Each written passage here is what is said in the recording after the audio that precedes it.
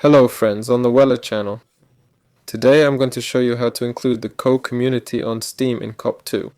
To do this, you need to go to Settings. Next we need to go to In-Game. So here we need to enable the in-game overlay in the game and assign a keyboard shortcut for it. Absolutely. I have this Shift tab, you can have any other. Next go to Counter-Strike.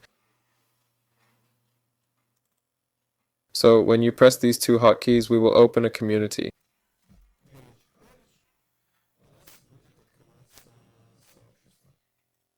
Well, and accordingly, when you are already in the game itself, by pressing the Shift button plus tab, we open Steam Overlay. Here we go into discussions. Yes, that is our community of the game. The Counter-Strike 2 community is included.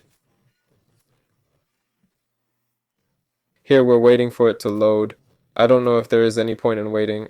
In general, it will simply open the community to us, as in the most air Steam. Here it is.